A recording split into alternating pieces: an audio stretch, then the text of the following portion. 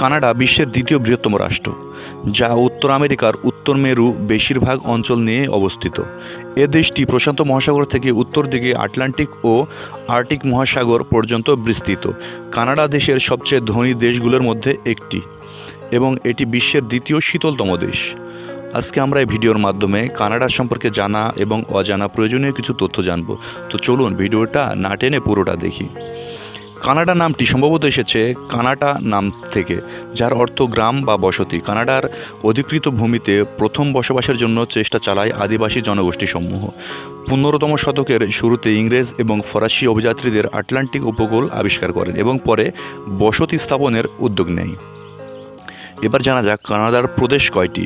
France দীর্ঘ 60 বছর যুদ্ধের পরাজয়ের ফলস্বরূপ 1963 সালে উত্তর আমেরিকায় তাদের সব উপনিবেশ ইংরেজদের কাছে ছেড়ে দেয়।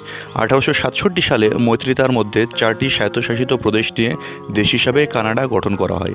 এর ফলে আরও প্রদেশ এবং অঞ্চল সংযোজনের পথ এবং ইংল্যান্ডের সাহিত্য শাসন করার প্রক্রিয়া ত্বরান্বিত হয়। 1982 সালে জারিকৃত কানাডা ACT অনুসারে 10টি উপদেশ এবং 3টি অঞ্চলে গঠিত কানাডা সংসদীয় গণতন্ত্র এবং আইনগত রাজ্যতন্ত্র উভয় মেনে চলে। কানাডা রাষ্ট্রের প্রধান ছিল রানী দ্বিতীয় এলিজাবেথ। কানাডা দ্বিভাষিক এবং বহু সাংস্কৃতিক দেশ। চলুন এবার জেনে নেওয়া যাক কানাডার আয়তন। আয়তনের বিচারে কানাডা বিশ্বের দ্বিতীয় বৃহত্তম রাষ্ট্র। এটি উত্তর আমেরিকা মহাদেশের প্রায় 41% নিয়ে গঠিত।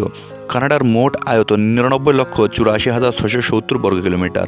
কানাডার মোট জনসংখ্যা 3,56,75,834 জন এবং এখানে প্রতি বর্গ কিলোমিটারে 3.92 জনের বসবাস। কানাডার রাজধানী হচ্ছে অটোয়াই এবং কানাডার বৃহত্তম শহর টরন্টো। ইংরেজি এবং ফার্সি ভাষা যৌথভাবে কানাডার সরকারি ভাষা। আন্তর্জাতিক ক্ষেত্রে সাধারণত ইংরেজি ভাষা ব্যবহার করা হয়। কানাডা বছরে প্রায় 8 মাস বরফে আচ্ছন্ন থাকে। এই দেশে 45 বছর বয়সের কোনো মানুষকে চাকরিতে নেওয়া হয় না। কানাডা হচ্ছে পৃথিবীর অন্যতম এক ভয়াবহ কর খেকু দেশ। এদেশে একজন মানুষের মোট আয়ের 40% সরকারকে কর দিতে হয়।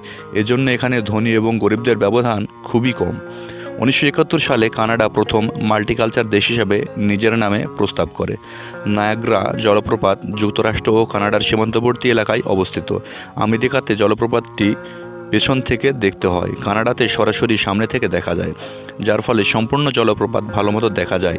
নায়াগ্রা ফসলে প্রতি বছর প্রায় 30 মিলিয়ন মানুষের সমাগম হয়ে থাকে। কানাডার শিক্ষার হারের দিক দিয়ে বিশ্বের অন্যতম প্রধান দেশ।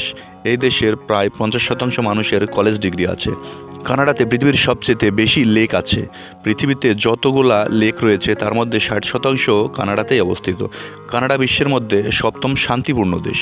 কানাডা তাদের নতুন নাগরিকদের 1 বছরের ফ্রি কালচার এক্সেস পাস দিয়ে থাকে, যা দিয়ে এখানকার প্রায় 1000 জাদুঘর এবং কালচারাল সেন্টারে যাওয়া যায়।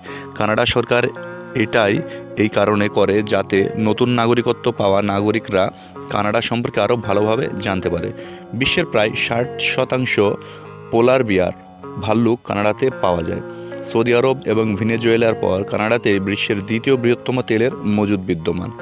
আর কানাডার জনপ্রিয় খেলা বাস্কেটবল, যা কানাডাতেই আবিষ্কৃত হয়। পৃথিবীতে সবচেয়ে বড় আন্তর্জাতিক সীমানা যুক্তরাষ্ট্র এবং কানাডার মধ্যে অবস্থিত, যা 8,891 কিলোমিটার দীর্ঘ। কানাডাতে একটি সংস্থা আছে যার নাম ইউনাইটেড নর্থ আমেরিকা। এই সংস্থার লক্ষ্য হলো কানাডাকে ইউএসের সাথে যুক্ত করে দেওয়া। এই দেশের মোট জনসংখ্যার প্রায় 82% মানুষ মূল শহরগুলোতেই বসবাস করে।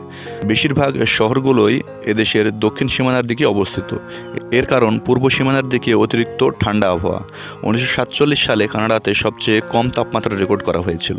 সেই সময় তাপমাত্রা 63 ডিগ্রি সেলসিয়াসে ছিল। কানাডা 1 কোটি বর্গ মাইলের বিশাল দেশ হওয়ায় একটি নির্দিষ্ট সময়ের ব্যবস্থা অনুসরণ না করে মোট 6টি টাইম এলাকা বা টাইম জোনে ভাগ করা হয়েছে। কানাডার রাষ্ট্রীয় মুদ্রা হচ্ছে কানাডিয়ান ডলার। এদেশের মোট GDP 1.84 ট্রিলিয়ন মার্কিন ডলার।